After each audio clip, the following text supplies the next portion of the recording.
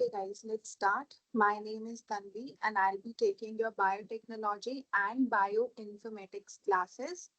So, shall we begin with the class?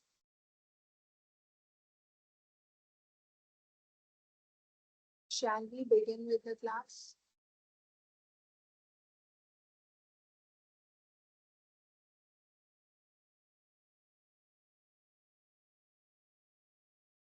Okay.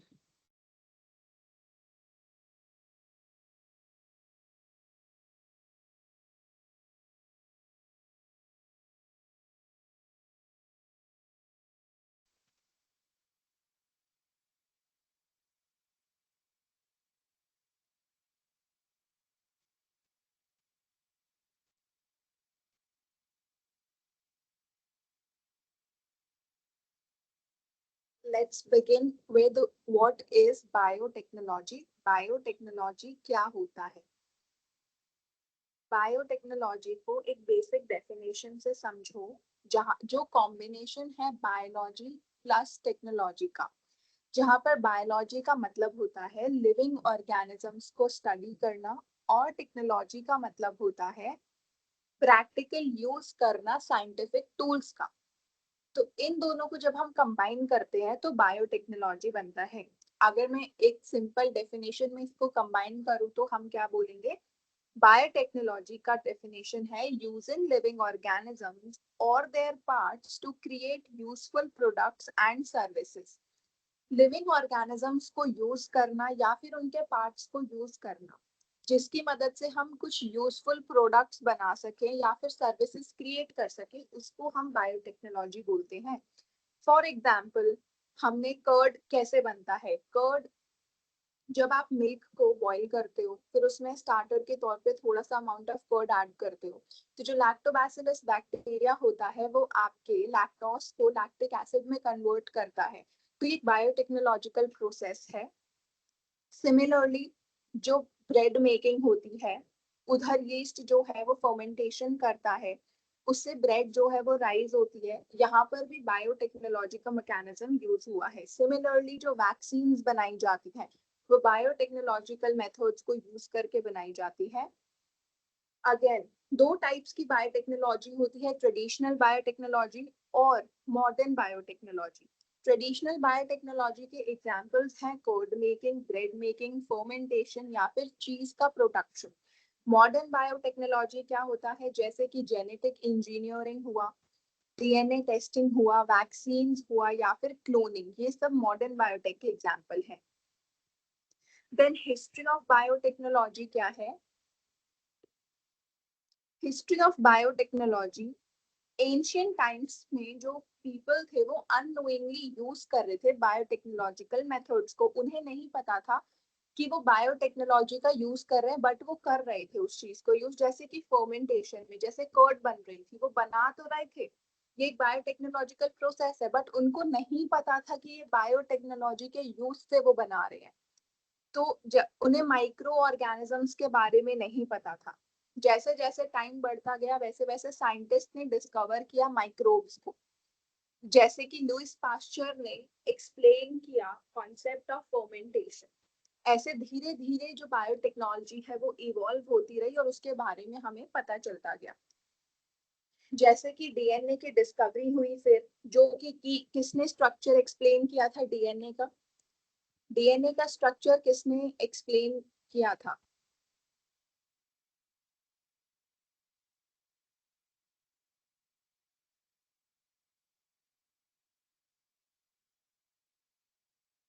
Yes, James Watson and Francis Crick, ये दो scientist थे जिन्होंने DNA का structure explain किया था। और डीएनए होता है वो डिस्कवर किस साइंटिस्ट ने किया था कि डीएनए है? डीएनए को किस साइंटिस्ट ने डिस्कवर किया था?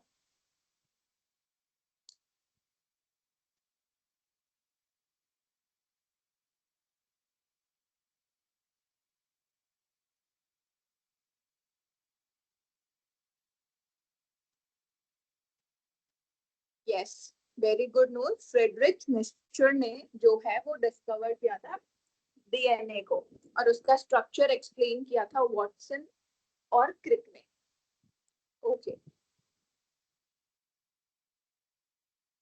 फिर हम बात करते हैं application of biotechnology in agriculture. Agriculture करते वक्त, प्रैक्टिस करते वक्त जो हमारे साइंटिस्ट हैं वो लो प्रोडक्शन, इंसेक्ट्स का अटैक, या फिर प्लांट्स को डिजीज हो जाना, या फिर लेस रेनफॉल जैसी प्रॉब्लम्स को फेस करते हैं। तो हम बायोटेक्नोलॉजी की मदद से इन प्रॉब्लम्स को सॉल्व कर सकते हैं। फॉर एग्जाम्पल बीटी कॉटन जो है वो एक इंसेक्ट रेजिस्टेंट क्रॉप है। इसकी मदद से जो है, जो बीटी कॉटन है वो खुद को पेस्टिसाइड्स, पेस्ट से बचा सकती है। उससे हमें उस क्रॉप पे पेस्टिसाइड स्प्रे करने की जरूरत नहीं पड़ेगी। वो सेल्फ सफिशिएंट क्रॉप है, वो खुद को पेस्ट के अगेंस्ट बचा सकती है। दूसरा गोल्डन राइस। गोल्डन राइस एक विटामिन ए एनरिच्ड राइस है जो कि जेनेटिकली मॉडिफाई करके बनाया गया है साइंटिस्ट के द्वारा, जिससे जो न्यूट्रिशनल वैल्यू है जो प्लांट की वो एनहांस की गई थी। उसके बाद ड्रॉट रेजिस्टेंट क्रॉप्स, जो क्रॉप्स कम पानी में भी ग्रो कर सकती है। फॉर एग्जांपल ऐसी राइस की क्वालिटी हम बनाई जा सकती है जो कि पानी कम होने के बावजूद भी ग्रो कर पाए और खराब ना हो। इंडिया में application of biotechnology in the field of agriculture India में जरूरी क्यों है? बायोटेक्नोलॉजी का एप्लीकेशन एग्रीकल्चर में इम्पोर्टेंट क्यों है in a country like India?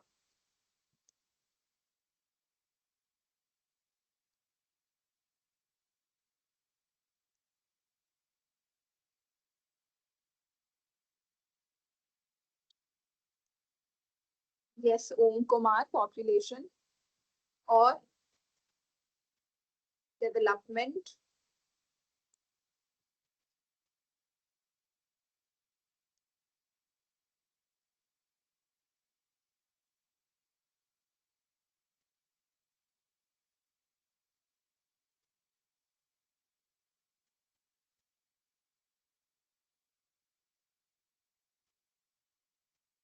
Increase density. Yes, because India जो है वो एक एग्रीकल्चरल कंट्री है, और दूसरा उधर इधर की पॉपुलेशन बहुत ही ज्यादा लार्ज है।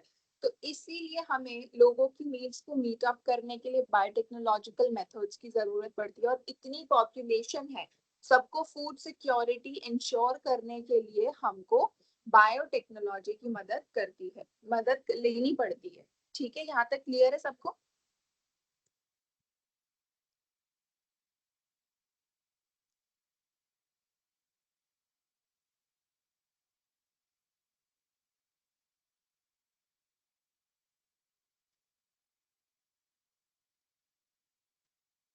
चलो, अब बात करते हैं application in the field of medicine. यहाँ पर भी बायोटेक्नोलॉजी बहुत ही क्रूशियल रोल प्ले करती है, जैसे कि वैक्सीन्स के प्रोडक्शन में, इंसुलिन के प्रोडक्शन में, या फिर जीन थेरेपी जैसी टेक्निक्स में हमें बायोटेक्नोलॉजी की मदद पड़ती है। वैक्सीन्स जैसे कि कोविड वैक्सीन बनाई थी अभी जब कोरोना वायरस का अटैक हुआ था, उस समय जो वैक्सीन बनाई गई थी वो बायोटेक्नोलॉजी की मदद से ही बनाई गई थी। वहां पर बायोटेक्नोलॉजिकल मेथड्स का इस्तेमाल किया गया था। एंटीबायोटिक्स बनाई गई थी जैसे पेनिसिलिन, वो भी एक बायोटेक्नोलॉजिकल मेथड के थ्रू बनाई गई थी। इंसुलिन का प्रोडक्शन, पहले इंसुलिन हमें एनिमल से एक्सट्रैक्ट करना पड़ता था, जैसे कि पिग से एक्सट्रैक्ट करते थे हम लोग, बट उसकी वजह से एनिमल्स को हार्म कॉज होता था। तो उस चीज को रिड्यूस करने के लिए हमने बायोटेक्नोलॉजी की मदद ली। और अब हम बायोटेक्नोलॉजी की मदद से जेनेटिकली इंजीनियर कर सकते हैं बैक्टीरिया को, जो इंसुलिन प्रोड्यूस करके हमको देगा। जीन थेरेपी यानी कि कोई भी डिजीज है उसे ट्रीट करने के लिए जीन्स जीन्स की जीन जेनेटिक डिसऑर्डर्स को ट्रीट करने के लिए जीन थेरेपी नाम का मेथड है, उसे यूज किया जाता है। तो ये भी एक बायोटेक्नोलॉजिकल मेथड है जो फ्यूचर में भी बहुत ज्यादा इवॉल्व करने वाला है। अभी इसको हम बहुत यूज नहीं कर रहे हैं, बट आने वाले टाइम में जीन थेरेपी बहुत ही मेजर ट्रीटमेंट का सोर्स बनेगा। ठीक है, आगे डिजीजेस को डायग्नोस करने में भी हम बायोटेक्नोलॉजी का यूज करते हैं। फॉर एग्जांपल डीएनए टेस्टिंग, जब डीएनए की टेस्टिंग की जाती है वो क्या है, वो एक बायोटेक्नोलॉजिकल प्रोसेस ही है। Am I clear till here? आपको ओवरव्यू मिल रहा है ना, अभी मैं बहुत डिटेल में नहीं पढ़ा रही हूँ बिकॉज ये सिर्फ इंट्रोडक्शन है. You guys are getting an overview ना. We are going to study these concepts in detail in further classes. Okay. अब हम बात करते हैं एप्लीकेशंस इन इंडस्ट्री में. बायोटेक्नोलॉजी को हम इंडस्ट्रियल प्रोसेसेस में भी यूज करते हैं. फॉर एग्जांपल फूड इंडस्ट्री हो गया, जैसे चीज का प्रोडक्शन है, कर्ड का प्रोडक्शन है, ब्रेड का प्रोडक्शन है, जो फर्मेंटेशन के थ्रू होता है. तो ये सब ये सब पॉसिबल है बायोटेक्नोलॉजिकल मेथड्स की मदद से. दूसरा बायोफ्यूल्स बनाने में भी ये यूजफुल है. जैसे E20 हमने देखा था, इथेनॉल ऐड होता है 20%, तो वो इको फ्रेंडली होता है, इन्वायरमेंट को हार्म कॉज नहीं करते हैं बायोफ्यूल्स. दूसरा फॉर वेस्ट मैनेजमेंट में भी बायोटेक्नोलॉजी की मदद ली जाती है. उसमें क्या होता है, जो माइक्रो ऑर्गेनिजम्स होते हैं वो वेस्ट को ब्रेक डाउन करते हैं ताकि वो इजीली डिकम्पोज हो सके. और जो हम डिटर्जेंट्स यूज करते हैं कपड़े धोने के लिए, स्टेन रिमूव होता है, तो उस स्टेन पे जो होता है वो एंजाइम्स अपनी एक्टिविटी करते हैं, उसी की वजह से वो स्टेन रिमूव हो पाता है. तो वो भी एक बायोटेक्नोलॉजिकल प्रोसेस ही होता है.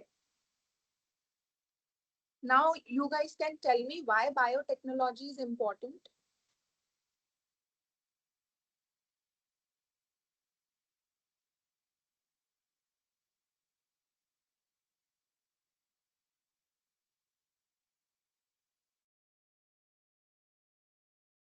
Can you tell me why biotechnology is important.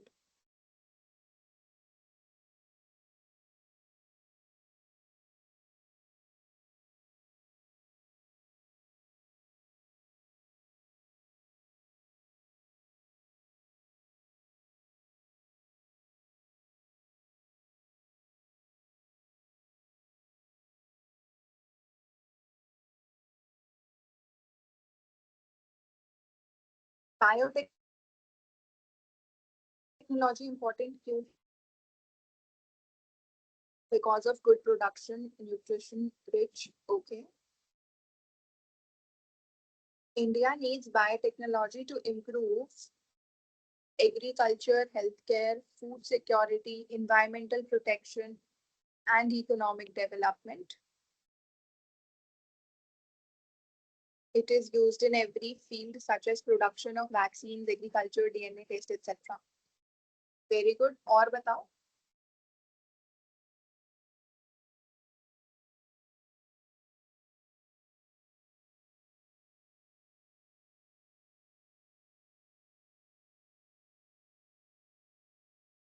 Okay हाँ, तो बायोटेक्नोलॉजी जो होता है वो बहुत ही बड़े लेवल पे मेजर ग्लोबल प्रॉब्लम्स को रिजॉल्व करने में हमारी हेल्प करता है. फॉर एग्जाम्पल डिजीजेस को ट्रीट करने में. सेकेंड, फूड शॉर्टेज हो जाती है तो उसे ओवरकम कर सकते हैं हम बायोटेक की मदद से. थर्ड, पॉपुलेशन इंक्रीज हो रही है, फूड की कमी ना हो तो वो चीज भी हम मीटअप कर सकते हैं बायोटेक की हेल्प से. दूसरा, एनर्जी क्राइसिस में भी हमें बायोटेक्नोलॉजी जो है वो हेल्प करती है. तो फ्यूचर साइंस जो है वो बायोटेक्नोलॉजी के बिना इनकम्प्लीट है. सबको यहाँ तक कॉन्सेप्ट समझ में आए?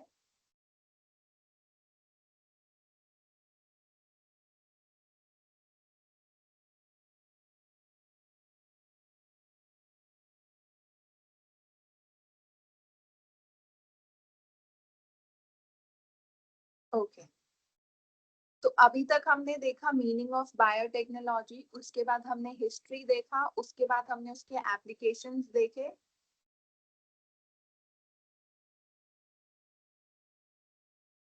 मेरी तरफ से तो कोई नेटवर्क इशू नहीं है, प्लीज आप लोग अपना नेटवर्क चेक कर लो.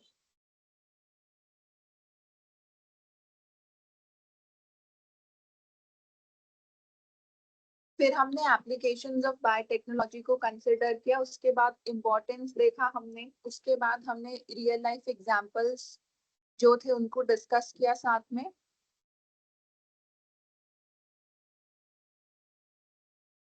तो ये अभी तक हम डिस्कस कर चुके हैं. किसी को यहाँ तक कोई डाउट है?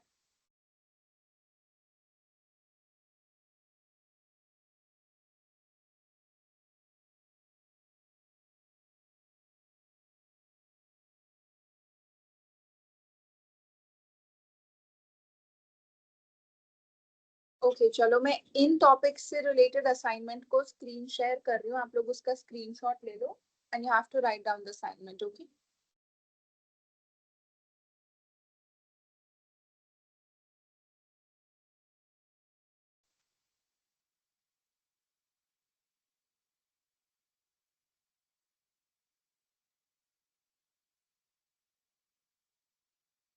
so the topic of your assignment is importance of biotechnology in daily life. आप लोग इसका स्क्रीनशॉट ले लो and you have to complete your assignment within 150 words.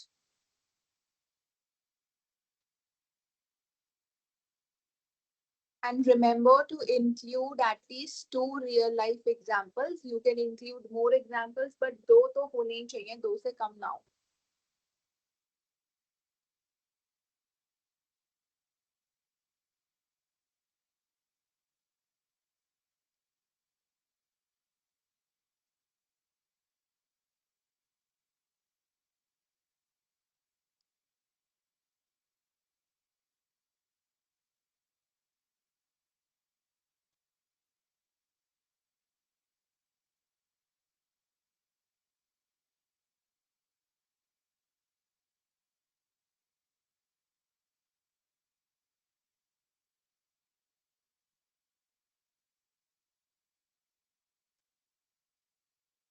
अभी आप लोग बस असाइनमेंट का स्क्रीनशॉट लेके रखो और उसे लिख के रखो. उसके बाद आपको बता दिया जाएगा आपको असाइनमेंट किधर कैसे क्या सबमिट करना है उसमें. ठीक है, अभी बस आप स्क्रीनशॉट लो टॉपिक का, उसे समझो और उसको लिख लो. अपने असाइनमेंट्स को लिखकर अपने पास रखो. You will be informed when you have to submit or where you have to submit. Okay, जिसने लिखी है वेरी गुड, और जिसने नहीं लिखी है मैंने दोबारा से स्क्रीन शेयर करा है, आप स्क्रीनशॉट ले लिया होगा आप सबने उसका. वेरी गुड जिसने लिख लिया है. जिसने नहीं लिखा है वो आज भी लिख सकते हैं, बिकॉज आपको आज एक और असाइनमेंट मिलेगी. अब आगे बढ़ते हैं हम लोग, यहाँ तक किसी को डाउट नहीं होगा ना कोई भी.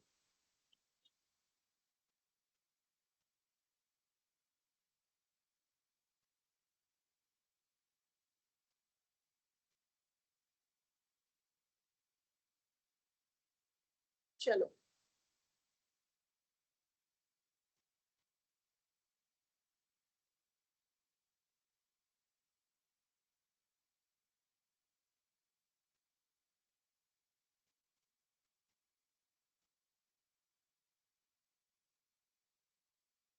तो अब तक हमने बायोटेक्नोलॉजी का इंट्रोडक्शन पढ़ा था. अब हम समझेंगे कि बायोटेक्नोलॉजी, अब तक हमने समझा बायोटेक्नोलॉजी क्या होती है, उसके एप्लीकेशंस क्या होते हैं और उसे डेली लाइफ में हम कैसे यूज करते हैं. अब जो हम हैं हम पढ़ेंगे कि बायोटेक्नोलॉजी का बेस समझेंगे हम आज की क्लास में, और समझेंगे कि बायोटेक्नोलॉजी का बेस है क्या और वो जरूरी क्या है और उसे समझना जरूरी क्यों है. ठीक है, तो बायोलॉजी, अगर आप लोग बायोलॉजी नहीं समझ पाओगे तो आप लोगों के लिए बायोटेक्नोलॉजी को समझना थोड़ा डिफिकल्ट हो जाएगा. इसीलिए आज हम बायोलॉजी के कुछ कोर कॉन्सेप्ट्स जैसे कि सेल क्या होता है, डीएनए क्या होता है, जीन्स और प्रोटीन्स के बारे में पढ़ेंगे ताकि आपको रिकॉल हो जाए बायोलॉजी है क्या. ठीक है, now you guys can tell me कि जो ह्यूमन बॉडी है वो किस चीज से बनी हुई है.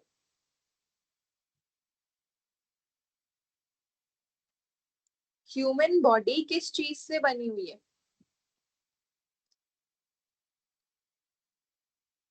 सेल से, exactly exactly.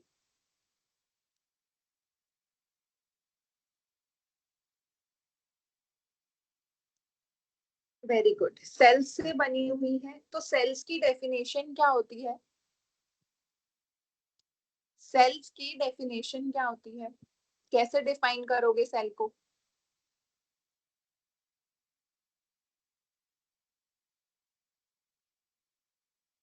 How will you define cells? Basic and functional unit of the body.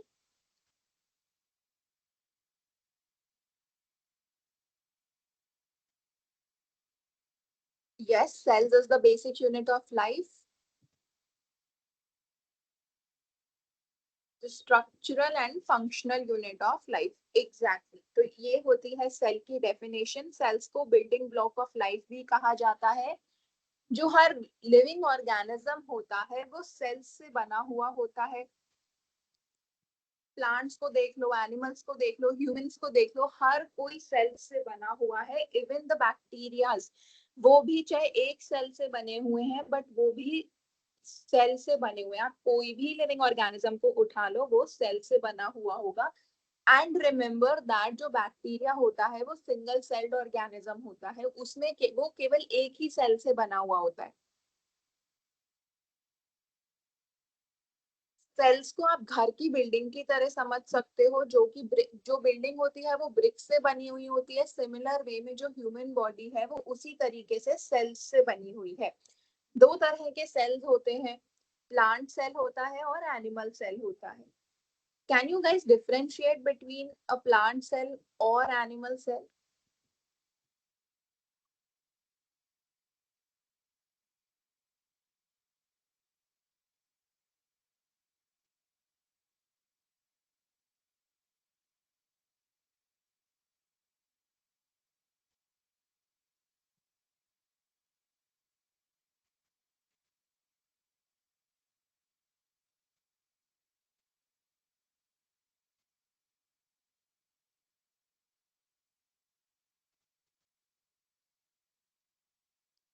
Yes, Noor, plant cells contains cell wall, chloroplast होता है और प्लांट सेल में लार्ज वैक्यूल होता है।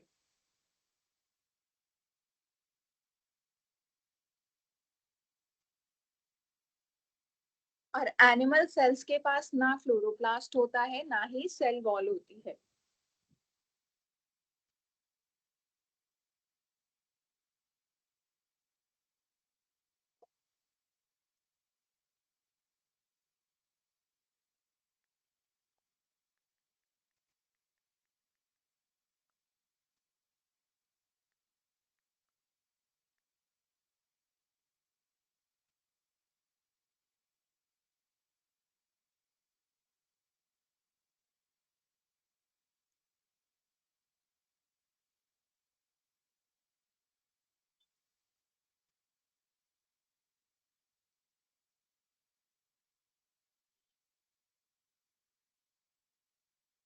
ये जो आप लोगों को स्क्रीन पे विजिबल हो रहा है ये एक एनिमल सेल का स्ट्रक्चर है।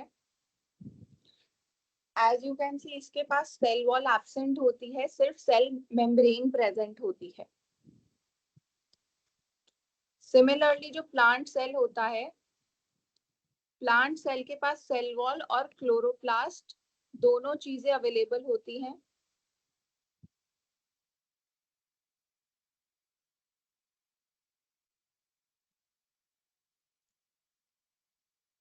These are the structure of plant cell and animal cell. You can clearly see the difference. There is no chloroplast present in the animal cell, but plant cell has chloroplast because उसे photosynthesis नाम का process perform करना होता है, उसे अपना खाना खुद बनाना होता है, इसीलिए chloroplast plant cell में होना बहुत जरूरी है। सेल क्या क्या कंटेन करता है? सेल के अंदर न्यूक्लियस होता है, गोल्गी अपरेटस होता है, वैक्यूल होता है, प्लाज्मा मेम्ब्रेन होती है, माइटोकॉन्ड्रिया होता है, आफ्टर दैट राइबोसोम्स होते हैं और स्मूथ एंडोप्लाज्मिक रेटिकुलम और रफ एंडोप्लाज्मिक रेटिकुलम होता है। एम आई क्लियर टिल है? सेल मेम्ब्रेन बहुत इंपॉर्टेंट रोल प्ले करती है सेल के अंदर। वो कंट्रोल करती है कि क्या सेल के अंदर आ सकता है और क्या सेल से बाहर जा सकता है। Cell membrane controls what can enter into the cell और what can leave the cell. It it decides आपके सेल के अंदर क्या आ सकता है और क्या बाहर जा सकता है। उसके बाद हम बात करते हैं न्यूक्लियस की। न्यूक्लियस क्या होता है? न्यूक्लियस जो है वो कंट्रोल सेंटर होता है आपके सेल का। न्यूक्लियस के अंदर ही आपका जेनेटिक मटेरियल स्टोर्ड होता है, इसी के अंदर आपका डीएनए स्टोर होता है न्यूक्लियस के अंदर। न्यूक्लियस जो होता है वो हर चीज कंट्रोल करता है। It is like the boss of the cell. हर चीज कहाँ से प्रॉपरली डिसाइड होके आती है, कौन रेगुलेट करता है हर चीज को? न्यूक्लियस रेगुलेट करता है।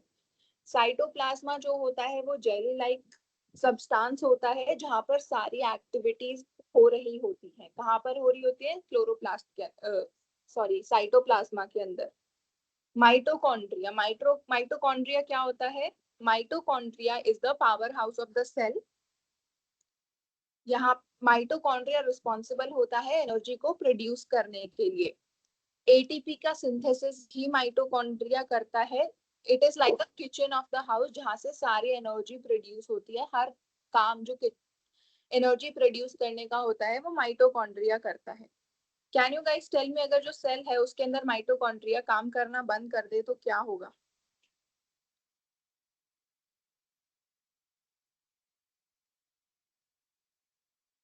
सेल के अंदर अगर माइटोकॉन्ड्रिया जो है वो काम करना बंद कर दे तो क्या होगा?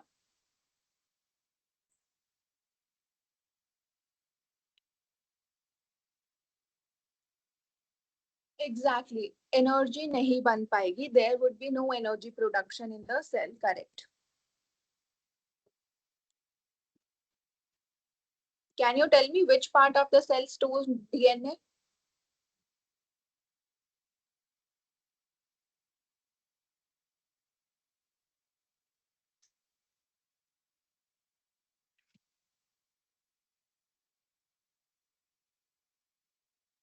Very good, nucleus stores DNA. Okay, now can you guys tell me of DNA? DNA का फुल फॉर्म क्या होता है?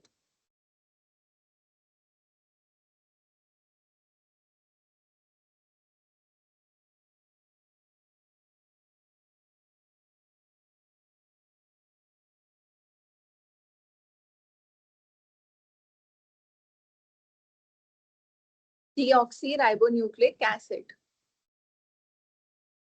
Yes, correct. डीएनए का स्ट्रक्चर कैसा होता है? What is the structure of DNA?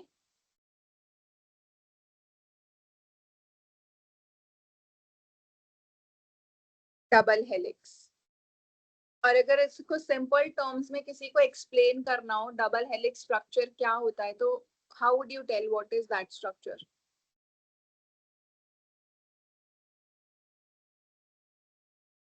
Twisted ladder like structure. Twisted ladder जैसा होता है। लैडर देखिए ना आप लोगों ने, उसको घुमा दो तो वैसा स्ट्रक्चर होता है हमारे डीएनए। अच्छा, if I ask you what is DNA, DNA होता क्या है?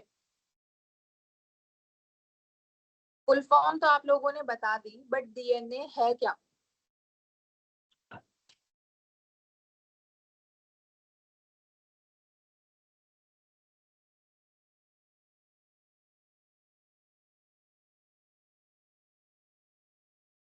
Yes, DNA is the genetic material and it carries the information about your body. Okay, now you guys can tell me, why do you guys resemble your parents?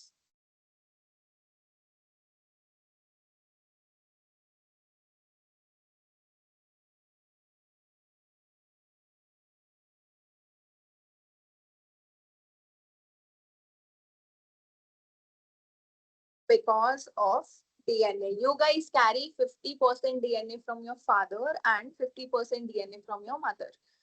And because they pass on their traits to you, that's why you resemble to your parents. क्योंकि जो आपका जो DNA है 50% आपको आपके mother से मिलता है, 50% आपके फादर से मिलता है। उस डीएनए की वजह से वो डीएनए जो है वो आप में ट्रेट्स को पास ऑन करता है। इसीलिए आप लोग अपने पेरेंट्स को रिजेंबल करते हो, उन जैसे दिखते हो। ट्रेट्स क्या इंक्लूड करते हैं? कैसे ट्रेट्स? जैसे कि आपके आई का कलर क्या होगा, आपके हेयर का कलर क्या होगा, आपका स्किन कलर क्या होगा, एंड आपका आईक्यू लेवल क्या होगा, आपकी हाइट कितनी होगी, ये सब चीजें डीएनए के थ्रू डिसाइड होती हैं। Am I clear till here? Remember that DNA is like a structure instruction manual. DNA is like a instruction manual of the body. Body में क्या कैसे होगा वो सारे के सारे इंस्ट्रक्शंस डीएनए से मिलते हैं।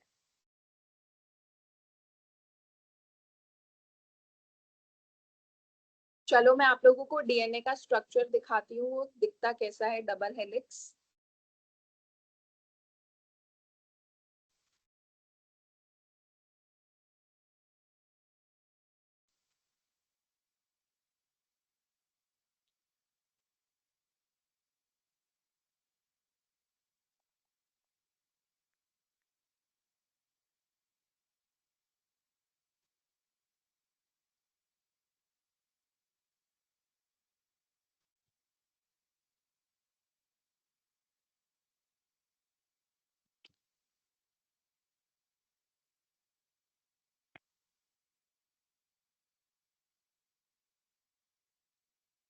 This is the structure of DNA. ये एक ट्विस्टेड लैडर जैसा स्ट्रक्चर है। इस स्ट्रक्चर को एक्सप्लेन किया था जेम्स वॉटसन और फ्रांसिस क्रिक ने।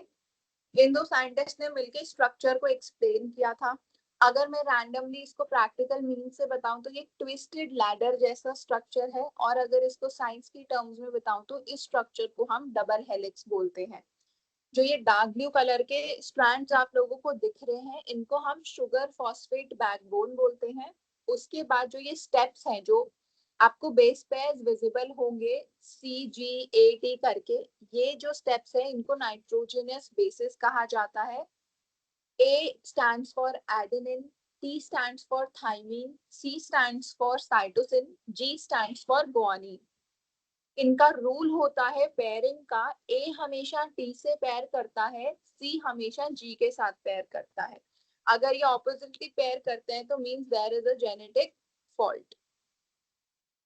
ठीक है, यहाँ तक सबको समझ में आया?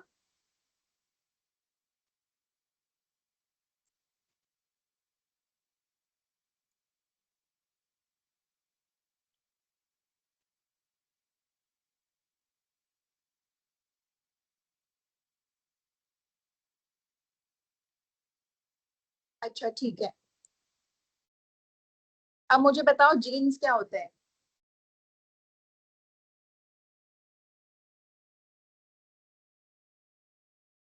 जीन्स क्या होते हैं?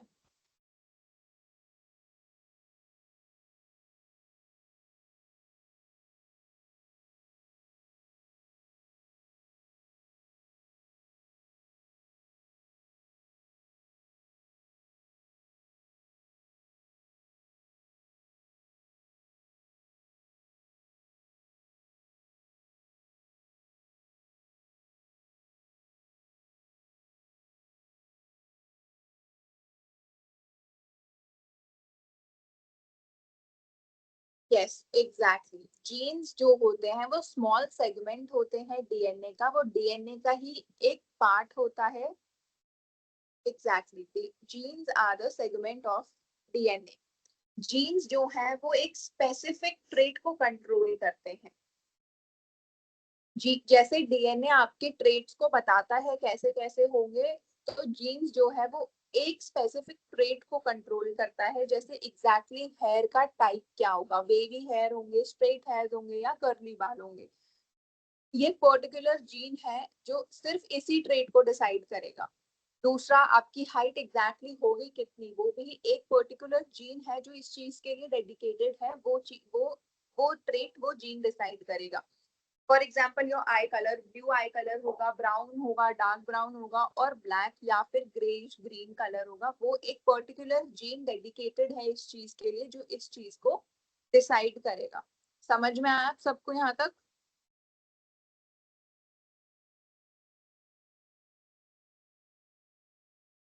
अच्छा मुझे बताओ, अगर आपके जीन्स में कोई फॉल्ट हो जाता है तो उससे क्या होगा? अगर आपके जीन्स में कोई फॉल्ट हो जाता है उससे क्या होगा?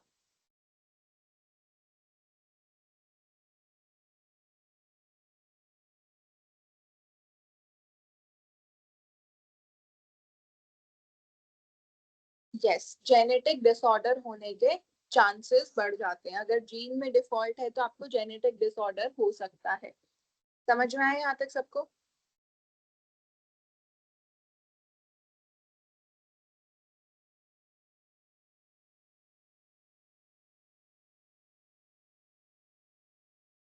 आपने देखा होगा कुछ डिजीजेस, आप कोई भी किसी को कोई डिजीज है वो अपने पेरेंट्स से कैरी करते हैं, वो क्यों करता है? कुछ डिजीजेस पेरेंट्स से पास ऑन होती हैं. Why this thing happens? Yes, sickle cell anaemia, thalassaemia, ये सब डिसऑर्डर्स हैं जो आप अपने पेरेंट्स से ही पास ऑन करते हो खुद को. तो what is the reason? Exactly through genes की वजह से ही होता है ये. सबको जीन्स यहाँ तक समझ में आया? आप लोगों ने पढ़ रखा है. This is a sort of quick revision to all these concepts, ताकि आप बायोटेक्नोलॉजी से पहले बायोलॉजी के जो कोर बेसिक्स हैं वो आप रिविजन हो जाए उनका आप सबको.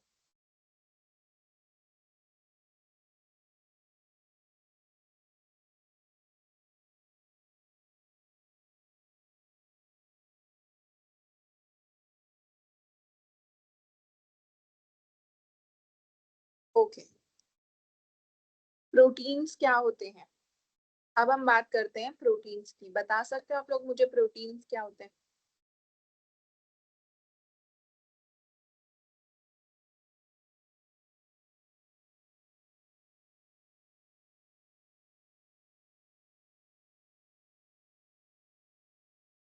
What are proteins?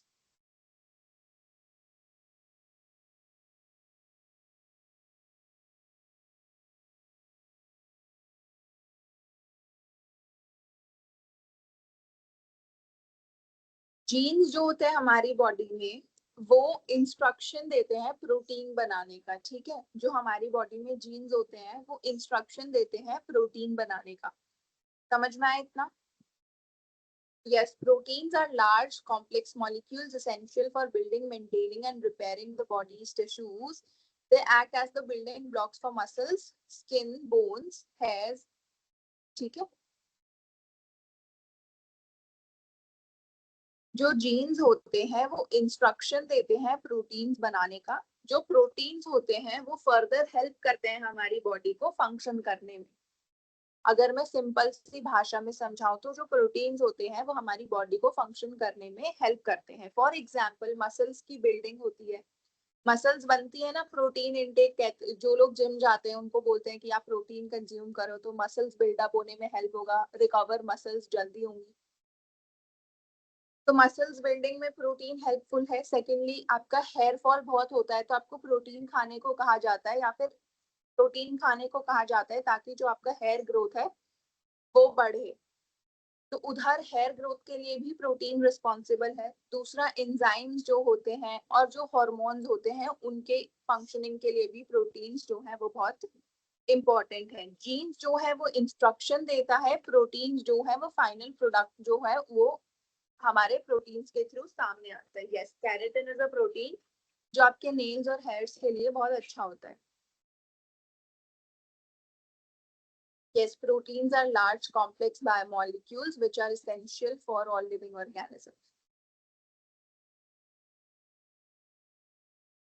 समझ में आया प्रोटीन का रोल हमारी बॉडी में क्या है?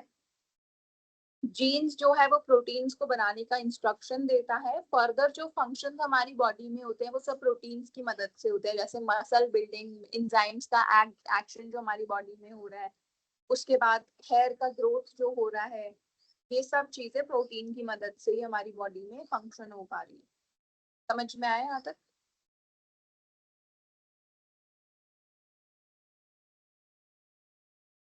ओके, जेनेटिक्स वर्ड आप सबने सुना है? Genetics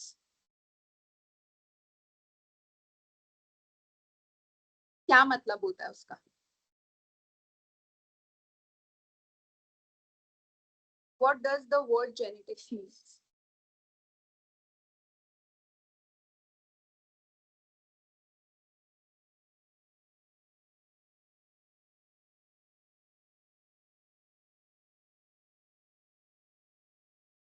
genetics, Rajeev, AGCT are the nitrogenous base pairs जो डीएनए में प्रेजेंट होते हैं. Genetics is related to genes or heredity, branch of science in which we study about genes. Okay. Yes, genetics is the branch of biology that studies heredity, genes, DNA variations, and how traits are passed from parents to offspring. Exactly. Genetics क्या होता है? Study of heredity. बहुत simple language में बताऊं तो genetics क्या होता है, हेरिडिटी को स्टडी करना. What does this word heredity means? जो मैं वर्ड बोला, genetics is the study of heredity. Now what does this word heredity means?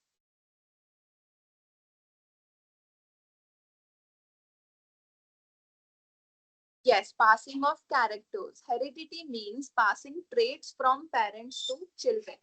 जब हेरिडिटी क्या है, जो ट्रेट्स आप चिल्ड्रन जो कैरी करते हैं, ट्रेट्स या जो ट्रेट्स पेरेंट्स से बच्चों को पास ऑन होते हैं, उसे हेरिडिटी. समझ में आया? जैसे कि आपकी मदर की कर्ली हेयर है तो चाइल्ड की भी कर्ली हेयर है, ये हेरिडिटी है कि वो ट्रेट बच्चे को भी पास ऑन हुआ मदर से. आपके फादर की हाइट टॉल है तो चाइल्ड भी पॉसिबिलिटी है कि वो टॉल हाइट को इनहेरिट करे. समझ में आए यहाँ तक?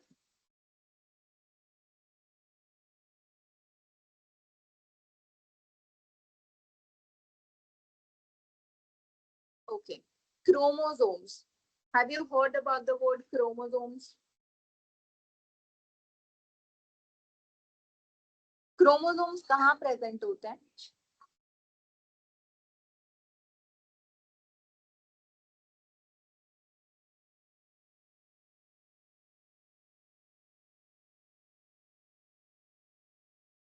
जो हमारा डीएनए होता है ना, that is packed into the chromosomes. ठीक है, जो हमारा डीएनए होता है that is packed into the chromosomes. Okay, now tell me, humans have how many chromosomes? How many chromosomes are present? Yes, 46 chromosomes are present. 23 from mother and 23 from father.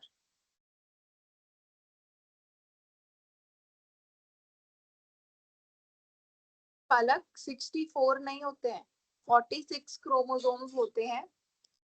23 chromosomes mother से आते हैं, 23 chromosomes father से आते हैं. Correct. Okay, it's okay पलक, कोई बात नहीं. Yes, 22 autosomes होते हैं एंड 2 सेक्स क्रोमोसोम्स होते हैं.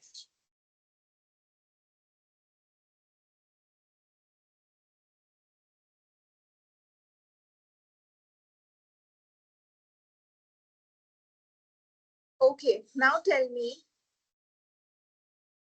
जो सिबलिंग्स होते हैं यानी कि भाई बहन, वो डिफरेंट क्यों दिखते हैं? जो सिबलिंग्स होते हैं, why do they look different?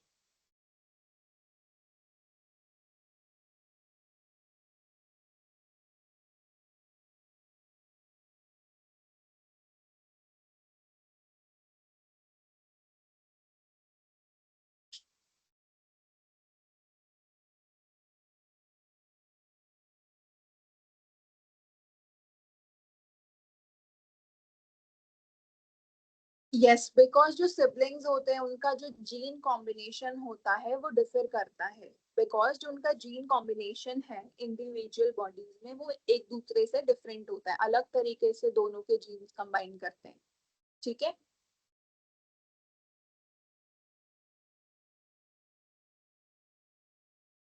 इतना पढ़ने के बाद आप लोगों को समझ में आ गया होगा कि why DNA is important in biotechnology. आया समझ में कि डीएनए बायोटेक्नोलॉजी में क्यों इम्पोर्टेंट है? यस भवाना, जो डीएनए का एक सेगमेंट होता है जीन, और वो जीन एक स्पेसिफिक ट्रेट के लिए रिस्पॉन्सिबल होता है. ठीक है, तो tell me why DNA is important in biotechnology.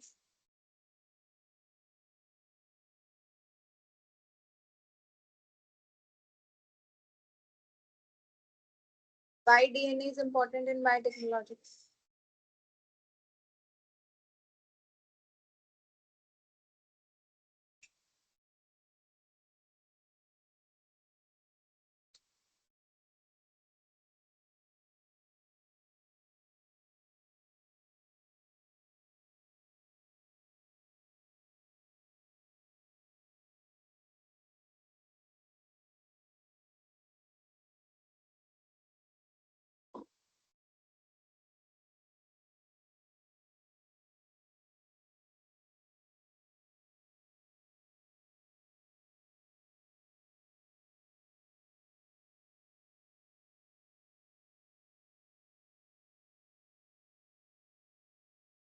क्योंकि बायोटेक्नोलॉजी में जो साइंटिस्ट है वो डीएनए के साथ कॉन्टिन्यूसली काम कर रहे हैं, उसके बारे में और पता लगा रहे हैं, उसकी मदद से जेनेटिक इंजीनियरिंग जैसी टेक्निक्स इवॉल्व हो रही हैं, डिजीज टेस्टिंग जैसी टेक्निक्स इवॉल्व हो रही हैं, डीएनए फिंगरप्रिंटिंग जो है वो सामने आए जो इन्वेस्टिगेशन में बहुत हेल्पफुल होता है। हम इसकी वजह से वैक्सीन को डेवलप कर पा रहे हैं। तो ये कुछ एप्लीकेशंस है बायोटेक में डीएनए की, तो इस वजह से बायोटेक्नोलॉजी में डीएनए काफी क्रूशियल रोल प्ले करता है, ठीक है, जो साइंटिस्ट के लिए बहुत हेल्पफुल होता है। साइंटिस्ट जो होते हैं वो मॉडिफाई करते हैं जीन्स को ताकि क्रॉप्स में इम्प्रूवमेंट हो सके। ह्यूमन डीएनए के साथ अलग अलग तरह के एक्सपेरिमेंट्स करते हैं कि कौन सा ड्रग सूट कर सकता है, कौन सा नहीं कर सकता है। हर चीज में डीएनए इन्वॉल्व है, whether it is of a plant और अ एनिमल और इवन ह्यूमन बींग्स, ठीक है। तो बायोटेक्नोलॉजी कहीं ना कहीं कंप्लीटली डीएनए पे बेस्ड है, उसकी स्टडी पे बेस्ड है।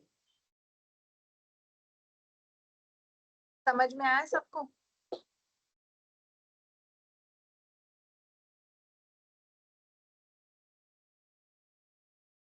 मैं फटाफट क्वेश्चंस पूछती हूँ, मेरे को फटाफट उसके आंसर्स दे देना, ठीक है। क्विक रिवीजन है अभी तक जो हमने पढ़ा है उसका, okay. Tell me what is a cell.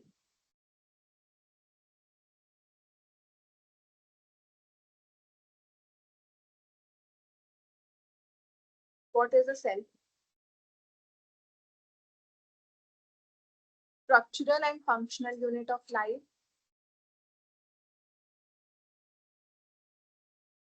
Cell is the fundamental and functional unit of life. It is the smallest unit of life.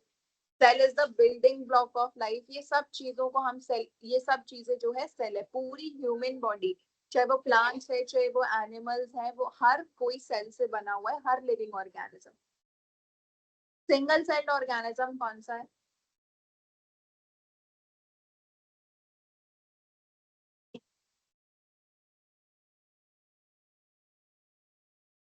Bacterias are single celled organism, ठीक है। Okay, now tell me what is DNA. What is DNA?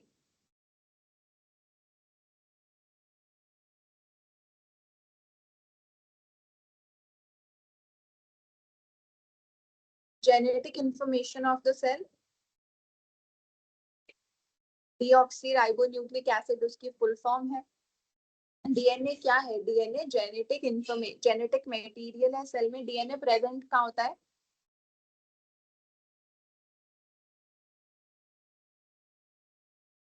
DNA stored in nucleus, yes. Okay,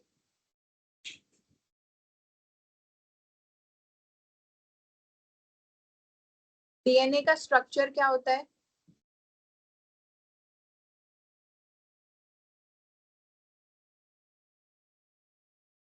double helix structure होता है DNA का। ये structure दिया किसने था?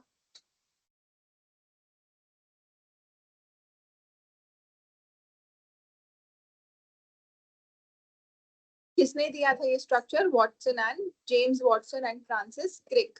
और फ्रेडरिच मिस्चर ने क्या दिया था? डीएनए एक्सप्लेन किया था, डिस्कवर किया था डीएनए को। इन दोनों ने डीएनए के स्ट्रक्चर को एक्सप्लेन किया था। What is a gene? Gene क्या है?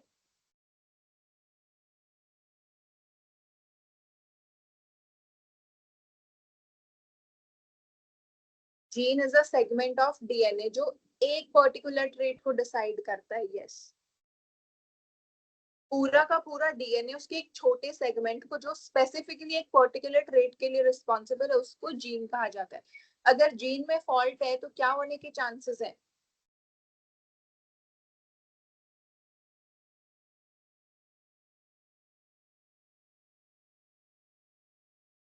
जेनेटिक डिसऑर्डर हो जाएगा अगर जीन्स में फॉल्ट है तो। Okay, now what is a protein? What is a protein?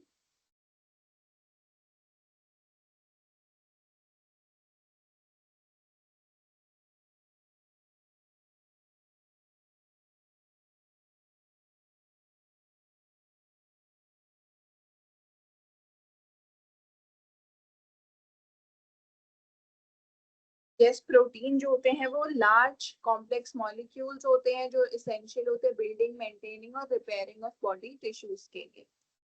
कौन इंस्ट्रक्शन देता है प्रोटीन बनाने का?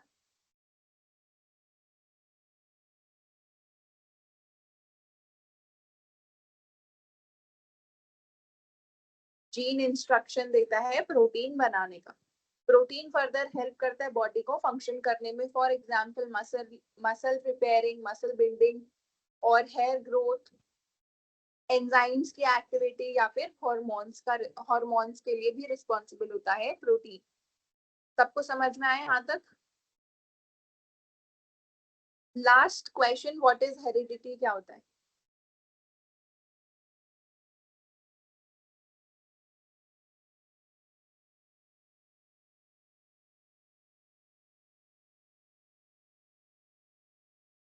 हेरिडिटी क्या होता है?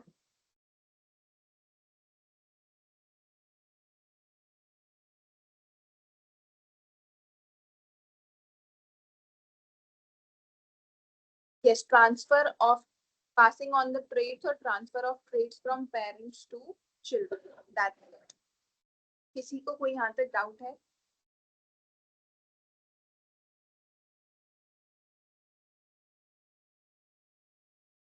चलो मैं आज के टॉपिक की असाइनमेंट शेयर कर रही हूँ, आप लोग उसका स्क्रीनशॉट ले लो, ठीक है?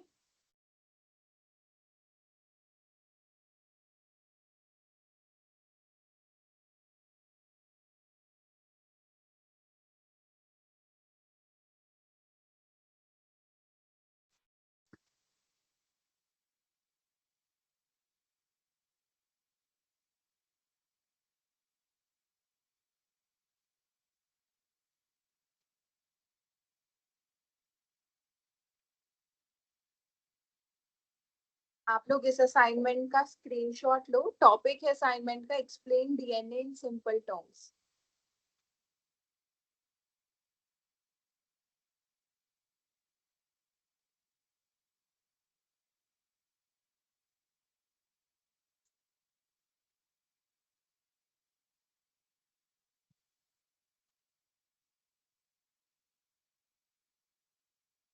Explain DNA in simple terms.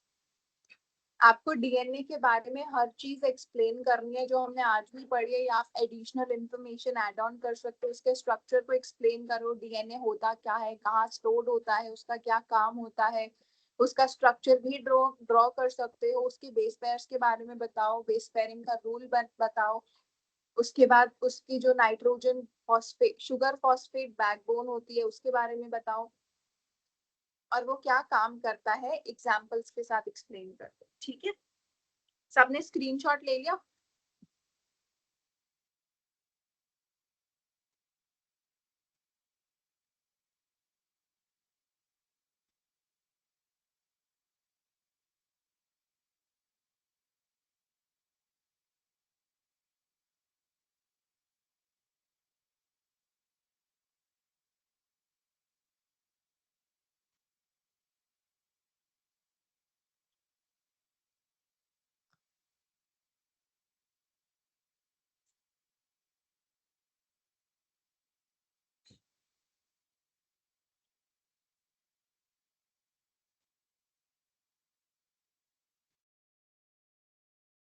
Assignment से रिलेटेड किसी को कोई डाउट है?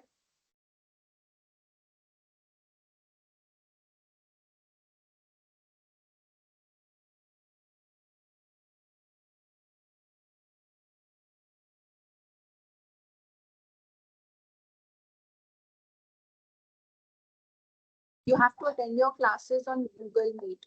I guess otherwise your attendance won't be marked. अभी आप लोग असाइनमेंट लिख के रखो, you will get that information when you have to upload it or how you have to upload it.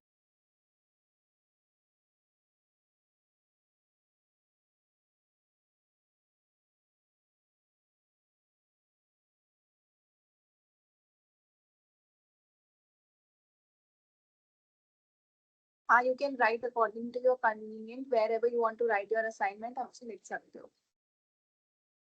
अभी असाइनमेंट्स को लिख कर रखो, डेली के असाइनमेंट्स लिखो। I guess you will get the information आपको उसे अपलोड कब करना है या कैसे सबमिट करना है। वो इन्फॉर्मेशन आपको सर देंगे।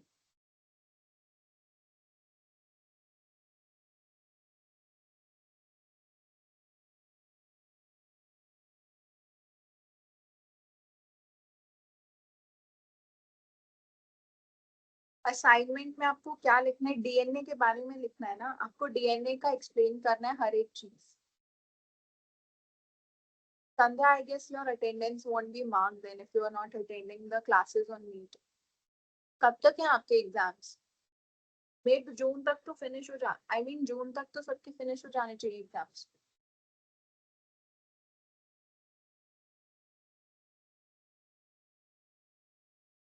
तो कल कल की बात है ना, इट्स ओके। उसके बाद तो यू गाइस कैन मैनेज। 21 तक तो बीच में छुट्टियां भी तो होंगी, एक आधी क्लास में प्रॉब्लम आएगी, उसे एडजस्ट कर लेना बस।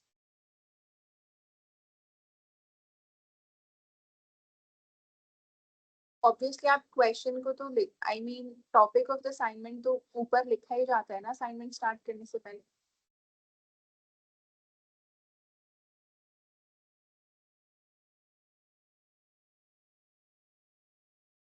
क्वेश्चन क्या है, वो टॉपिक है असाइनमेंट, और उसे तो आप कोई भी चीज स्टार्ट करते हो तो टॉपिक तो हेडिंग तो लिखोगे ही ना ऊपर।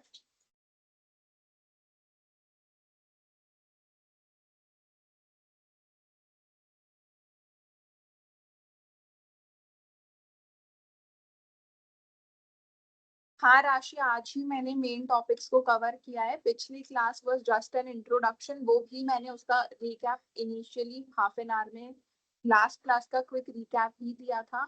और आज से आप लगा के चलो क्लासेस स्टार्ट।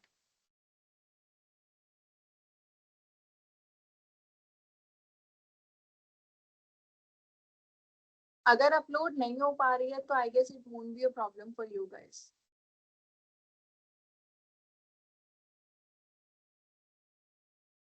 आप माइक्रोसॉफ्ट टीम्स पे क्लासेस अटेंड करना, I am conducting on that.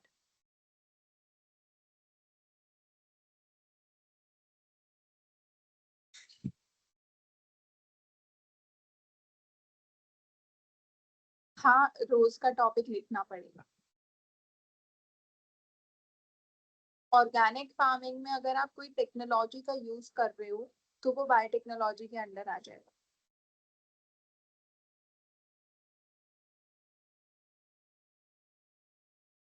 आप एक नोटबुक में सब असाइनमेंट्स बना सकते हो।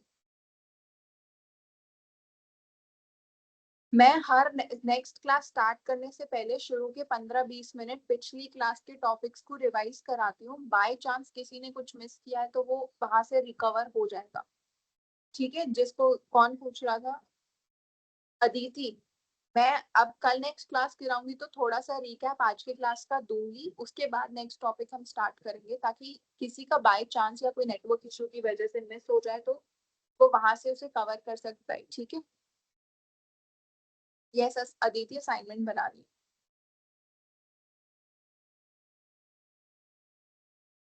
अभी तक मैंने इनिशियली अभी क्लास के बीच में असाइनमेंट 1 शेयर की थी, इंपॉर्टेंस ऑफ बायोटेक्नोलॉजी, और यूजेस ऑफ डीएनए वाली अभी सेकंड असाइनमेंट है। 2 असाइनमेंट्स मैं आप लोगों को दे चुकी हूँ। हाँ okay Nidhi, you can make it on your assignment paper.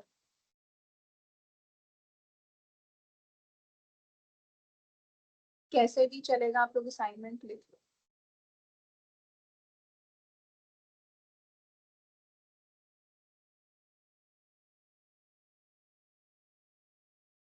जैसे आपको कन्वीनियंट लगे, आप नोटबुक में, असाइनमेंट कॉपी में, जैसे भी आपको कन्वीनियंट लगे। सबमिशन से रिलेटेड इंफॉर्मेशन अभी मेरे पास नहीं है, मुझे नहीं पता आप लोगों के साथ क्या ग्लिच हो रहा है उससे रिलेटेड। आई गेस वो जल्दी सॉर्ट आउट हो जाएगा।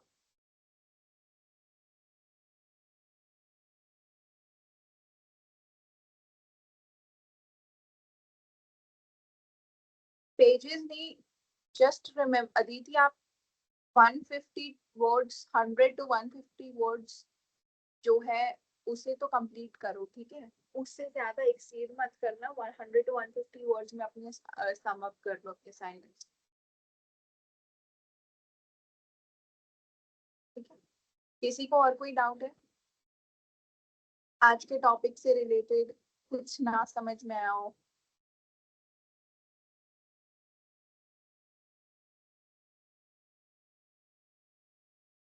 बायोटेक्नोलॉजी की क्लास डेली 5 o'clock की होगी, मंडे टू फ्राइडे।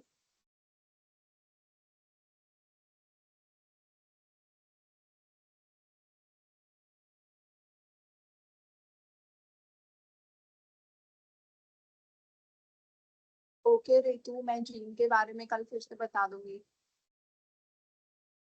5 बजे से आपकी क्लास स्टार्ट होती है, 6 बजे तक होती है, मंडे टू फ्राइडे आपकी क्लास होती है।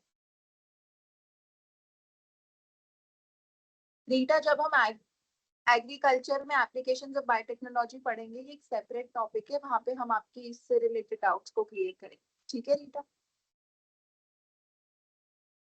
आपकी क्लास हर रोज इधर ही कंडक्ट हुई।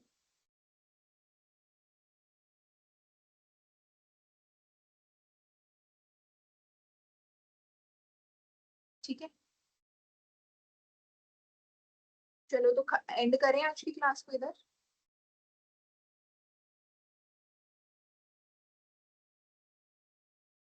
अटेंडेंस का प्रोसीजर, अगर किसी को प्रॉब्लम आ रही है तो आप अपने फ्रेंड से कांटेक्ट करो जो मार्क कर पा रहे हैं अपनी अटेंडेंस को, दे हेल्प यू। ठीक है सुहानी, आप अपने किसी फ्रेंड से पूछ लो, वो आपको गाइड कर देंगे how you have to mark the attendance.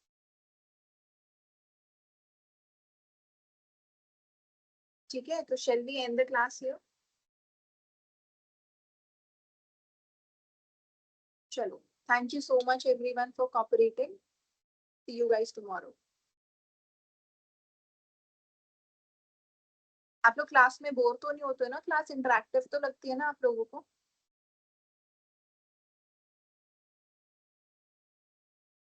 नहीं लगती interactive?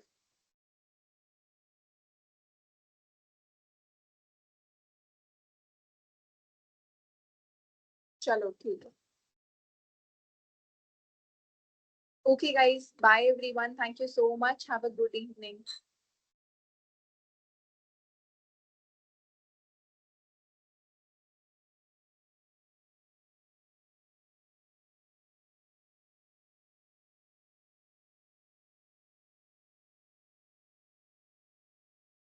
Okay, bye everyone. Thank you.